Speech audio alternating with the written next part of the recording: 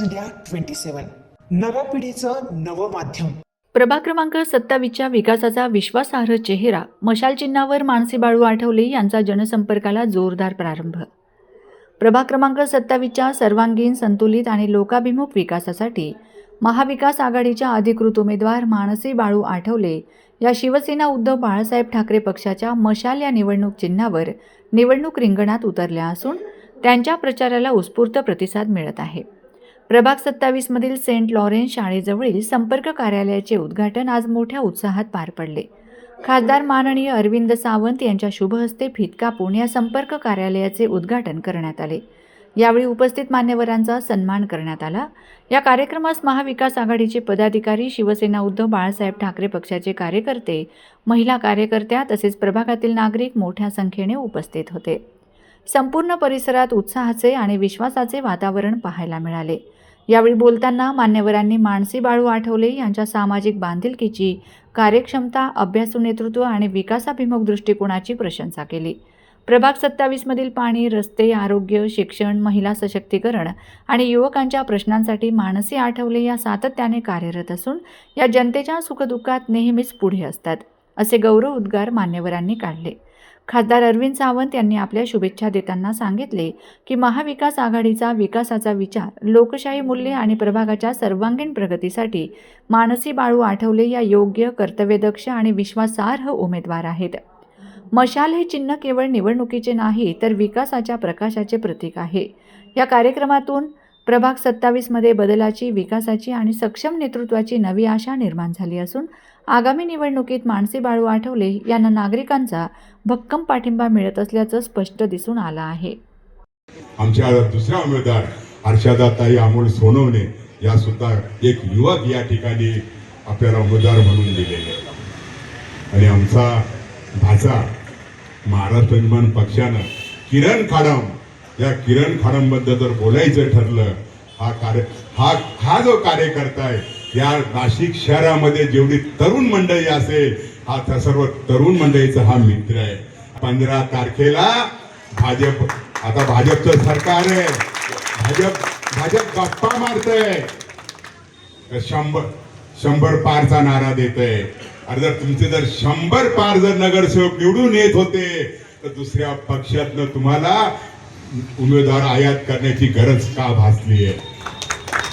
तुमचे जवळचेच नाही, शाहू महाराज खैरे अनेक वर्ष काँग्रेसमध्ये नगरसेवक होते आणि त्यांना सुद्धा या भाजपनं आयात करून घेतलेले धडा शिकवल्याशिवाय राहणार नाहीये।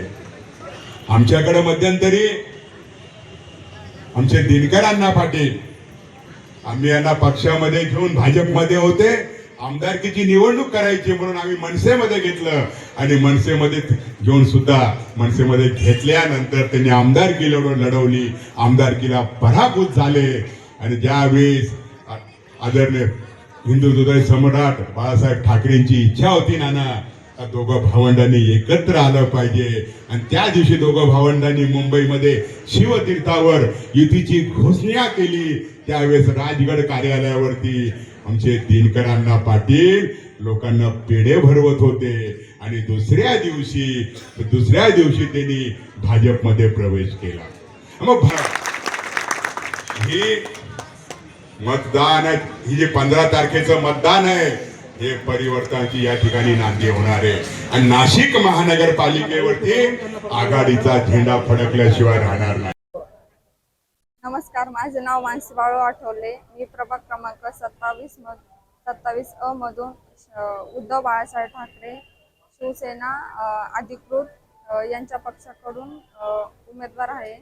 महानगरपालिका व महानगरपालिकेमध्ये ज्या काही समस्या, अडचणी आहेत, माझे वडील बाळू आठवले यांच्या सानिध्यात राहून, सोबत राहून मला माहिती आहे। त्यांनी जनतेच्या सोडवलेल्या समस्या, अडचणी मला अगदी जवळून माहिती आहे। तुम्ही मला एक संधी द्या, त्या संधीचं मी नक्कीच सोनं करून दाखवेन। महानगरपालिका व महानगरपालिकेमध्ये ज्या काही समस्या, अडचणी आहेत, माझे वडील बाळू छगन आठवले यांच्या सानिध्यात राहून, सोबत राहून मला माहिती आहे। त्यांनी जनतेच्या सोडवलेले प्रश्न मला माहिती आहे। तुम्ही मला एक संधी द्या, त्या संधीचं मी नक्कीच सोनं करून दाखवेन। सकाळपासून बोलतोय मी आता मी मला त्याचा शेवटचा मेळावा आहे म्हणून, असं त्या मेळाव्यानंतर तिसरा येतो उद्घाटन, तिसरा चौथा आहे आणि प्रत्येक ठिकाणी बोलायला जातात परत. मी म्हटलं फित काप, दादा म्हणाला मला फित कापायचं जायचंय, फित कापून थांबत नाही ना शेवटी. आणि मलाही असं वाटतं की जेव्हा एवढी माणसं प्रेमाने उपस्थित राहतात, इतक्या उशिरापर्यंत बसतात, तेव्हा अशा लोकांना दंडवत तर केलाच पाहिजे ना. इतकं प्रामाणिक माणसं आपण सापडत होतो.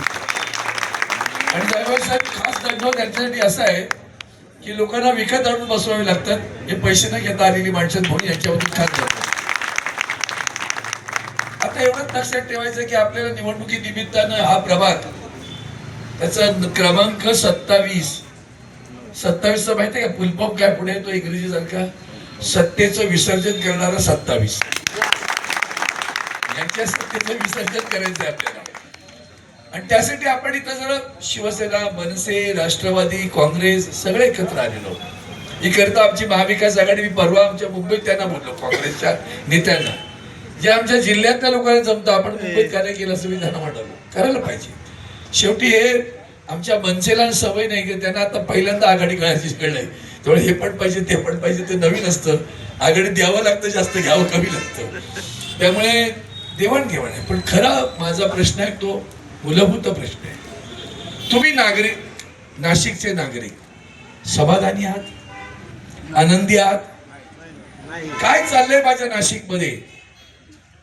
बाजार मांडलाय हो, माणसं विकली जात आहेत. काल या पक्षात, आज या पक्षात, कोणी एबी बॉम्ब खातो, कोणी मारतो, कोणी रडतो, कोणी शिव्या घालतो. एकाच पक्षात सुरू आहे सगळं नाटक. त्याचं नाव आहे भारतीय जनता पार्टी. हा निव्वळ भ्रष्टाचार नाही, हा व्यभिचार आहे.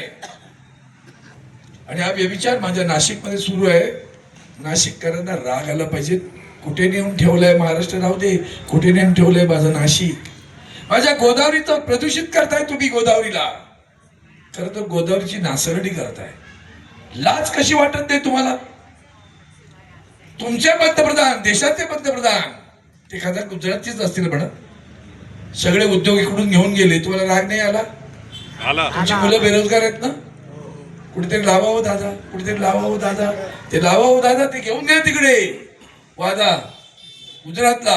त्या भाजपच्या लोकांना दरवेळेला विचारा, हे उद्योग घेऊन गेला त्याच्याबद्दल बोल. माझं पोरग बेरोजगार आहे, काय केलं तुम्ही सांगा? आवाज काढला का?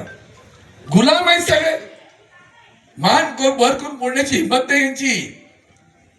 माझा महाराष्ट्राचं अधपतन करताय. नाशिक माझं, आणि मला अभिमान. मी तर तुम्हाला जयभावी आठवत असेल, मी प्रभारी इथे होतो 15 वर्ष, 92 ते 2005. आणि त्या नाशिकमध्ये मला अतिशय आनंद. माझं नाशिक कसं आहे, आध्यात्मिक अधिष्ठान असलेलं नाशिक आहे, धार्मिक आहे माझं नाशिक. बरोबर, रामचंद्राच्या पदस्पर्शानं पावन झालेलं माझं नाशिक आहे. माझं नाशिक साहित्यिक अधिष्ठान असलेलं आहे, सांस्कृतिक अधिष्ठान असलेलं आहे. माझ्या नाशिकमध्ये ज्ञानपीठ पारितोषिक सन्मानित, विजेते नाही म्हणायचं, सन्मानित तात्यासाहेब शिरवाडकर आहेत, वसंत कानेटकर आहेत. माझं नाशिक सामाजिक दृष्ट्या सुद्धा प्रगत आहे. नासका बिस्का कारखाने तुम्ही काय असं सोपं नाही हे काम. त्या नाशिकला तुम्ही जातीपातीत दुबगलं, त्या नाशिकला तुम्ही माणसाला भ्रष्ट करून टाकलं. आमच्याकडे होता एक माणूस, बरोबर का, वाईट नाही झालं, झालं ते चांगलंच झालं. कधी कधी आम्हालाही माहिती नसतो, पण आमच्याकडे होतं तेव्हा तो सलीम कुत्ता, तिकडे गेल्यावर डॉबरमॅन.